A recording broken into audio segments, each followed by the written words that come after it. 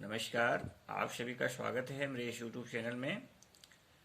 Dear students, आप लोग सभी परीक्षा की तैयारी में लगे होंगे और आज हम बेसिकली सेमेस्टर 2 के लिए CC4 से संबंधित कुछ इम्पोर्टेंट प्रश्न का चर्चा करेंगे, खासकर ऑब्जेक्टिव क्वेश्चन जो आपकी परीक्षा में काफ़ी उपयोगी होंगे। समय अभाव के कारण से मैं आपकी क्लास डेली नहीं ले पा रहा हूँ। ये मुझे बहुत खेद है कि इस वक्त मैं आपके लिए समय निकाल पाता, लेकिन कुछ कारण के वश परिस्थितियाँ बस संभव नहीं हो पा रहा है। लेकिन जो समय थोड़ा मोड़ा मिलता है उसमें आपके लिए मैं कुछ करने का प्रयास करूँगा। तो जैसा कि आप जानते हैं, आज हम CC4 का चर्चा करेंगे, कुछ इम्पोर्टेंट ऑब्जेक्टिव। CC4 में क्या क्या इम्पोर्टेंट ऑब्जेक्टिव प्रश्न हो सकते हैं, इसको हम लोग अभी देखेंगे। डियर स्टूडेंट्स, आपको पहला प्रश्न पूछा जा सकता है कि ये जो प्रथम विश्व युद्ध था इसका प्रारंभ कब हुआ। आपको डेट दे देगा, तो 28 जुलाई 1914 को यह युद्ध प्रारंभ हो गया था। बहुत इम्पोर्टेंट टॉपिक है, इसको आप कर लेंगे, इसको नोट कर लेंगे।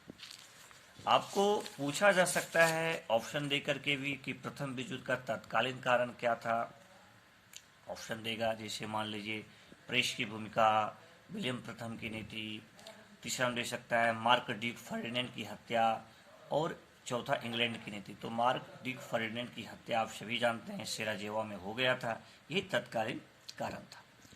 आपको पूछा जा सकता है कि 1870 ईस्वी के किस युद्ध में फ्रांस पराजित हुआ था। जब सभी जानते हैं जर्मनी से। ऑप्शन नंबर ए सेडान के युद्ध में, ऑप्शन नंबर 2 सेजोके के युद्ध में, ऑप्शन नंबर 3 मायरन के युद्ध में, ऑप्शन नंबर 4 इनमें से सेडान के युद्ध में आप सभी जानते हैं पराजित हुआ था फ्रांस। प्रथम विश्व युद्ध का अंत कब हुआ, तो आप सभी जानते हैं 1918 ईस्वी।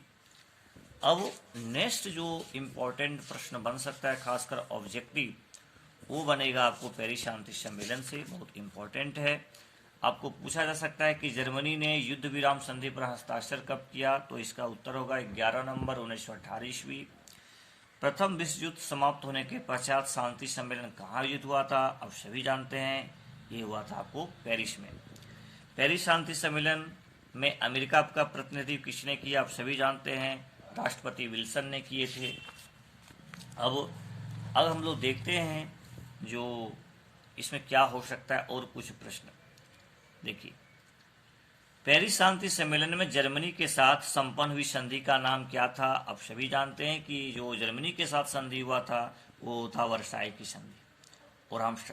और आपको पता है कि वर्साई की संधि जो है उसमें जर्मनी को पूरी तरह से जलील करने का प्रयास किया था। बहुत सारा उसमें दबाव डाला गया था, बहुत सारा जुर्माना लगाया गया था, तो बहुत कमज़ोर करने का प्रयास इस संधि के द्वारा किया गया था।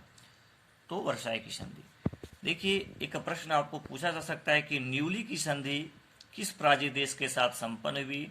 तो न्यूली की संधि जो है वो बल्गेरिया के साथ संपन्न हुई, याद रखिएगा।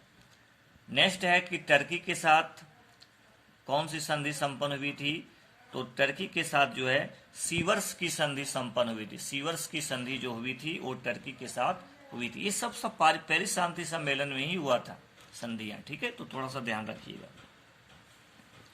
देखिए, केसर को फांसी दे दो, केसर को फांसी दे दो पेरिस शांति सम्मेलन में ये शब्द किसने कहा। केसर है ना को फांसी दे दो पेरिस शांति सम्मेलन में ये शब्द किसने कहा, तो इसका उत्तर होगा लॉयड जॉर्ज। ठीक है, लॉयड जॉर्ज जो है ना, इसने ही इस शब्द का प्रयोग किया गया था। अब हम लोग नेक्स्ट देखते हैं, जहाँ से प्रश्न पूछने की संभावना आपके लिए बनेंगे उसको हम लोग थोड़ा सा देख लेते हैं। ऑब्जेक्टिव क्वेश्चन और क्या पूछा जा सकता है। चलिए, नेक्स्ट इंपॉर्टेंट प्रश्न ऑब्जेक्टिव बनेगा रशियन रिवोल्यूशन से, रूस की क्रांति से। तो इसको थोड़ा सा हम लोग देख लेते हैं। प्रश्न पूछ सकता है कि 1917 ईस्वी की रूसी क्रांति के समय रूस का शासक कौन था। बहुत इंपॉर्टेंट प्रश्न, VVI प्रश्न ये आपके लिए बन जाएगा। तो जार निकोलस द्वितीय, इसको एकदम नोट कर लीजिएगा, कॉपी में बहुत काम करेगा आपके लिए। जार निकोलस द्वितीय जो थे वो रूसी क्रांति के समय रूस का शासक थे। ठीक है, तो ये आपके लिए बहुत ज़्यादा इम्पोर्टेंट होंगे। चलिए, नेक्स्ट इंपॉर्टेंट प्रश्न बन सकता है कि नवंबर 1917 ईस्वी की रूस की बोल्शेविक क्रांति के पश्चात रूस के शासन की बागडोर किसके हाथों में आई? ऑप्शन नंबर ये आपका स्टालिन, ऑप्शन नंबर दूसरा Lenin, option number 3 Kerensky, option number 4 Trotsky. तो आप सभी जानते हैं लेनिन, लेनिन बहुत चर्चित नेम है। लेनिन का जीवनी के विषय में आप अच्छे से पढ़ लीजिएगा, उनकी नीतियों के बारे में अच्छे से पढ़ लीजिएगा, यहाँ से प्रश्न आपका बनेगा। नेक्स्ट इंपॉर्टेंट प्रश्न बन सकता है कि लेनिन रूस का प्रधानमंत्री कब बना? तो ये 1917 ईस्वी में बने थे। लेनिन की मृत्यु कब हुई? 1924 ईस्वी में लेनिन की मृत्यु हुई। तो ये सब कुछ चीज़ें हैं, खासकर लेनिन के विषय में आपको थोड़ा सा उनका जीवनी के विषय में पढ़ लेना है, ठीक है। ये आपके लिए काफ़ी ज़्यादा इम्पोर्टेंट प्रश्न बन सकते हैं। स्टालिन के बारे में भी पढ़ लीजिएगा कि स्टालिन का जो है वो क्या उनका जो आर्थिक नीति था, है ना। तो स्टालिन और लेनिन ये दोनों की जीवनी आप थोड़ा सा देखने का प्रयास कीजिएगा, यहाँ से प्रश्न पूछने की पूरी संभावना रहेंगे। तो हर एक टॉपिक से आप यदि पढ़ने का प्रयास करते हैं तो फिर किसी तरह का कोई दिक्कत नहीं हो। नेक्स्ट इंपॉर्टेंस हम लोग राष्ट्र संघ की चर्चा करते हैं, जहाँ से प्रश्न ऑब्जेक्टिव पूछने की संभावना रहेंगे। देखिए, आपको पूछा जा सकता है कि राष्ट्र संघ की स्थापना का श्रेय किसे देना चाहिए? तो विल्सन को दिया जाना चाहिए, ठीक है। विल्सन का ही दिमाग की उपज थी राष्ट्र संघ, ठीक है।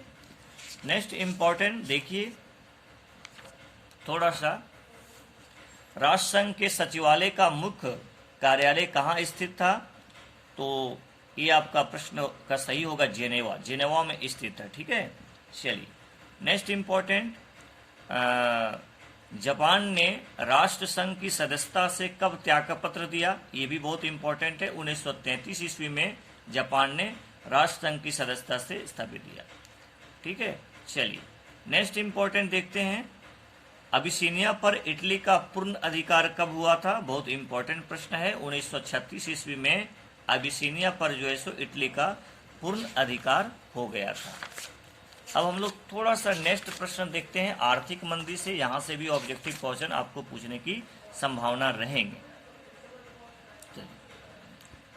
थोड़ा है कि आर्थिक मंदी का मूल कारण था, आपको ऑप्शन दे सकता है कि तानाशाही का उदय, ऑप्शन नंबर बी प्रजातंत्र सरकार, ऑप्शन नंबर 3 सैन्य व्यवस्था, ऑप्शन नंबर 4 प्रथम विश्व युद्ध। बहुत इंपॉर्टेंट है, ठीक है।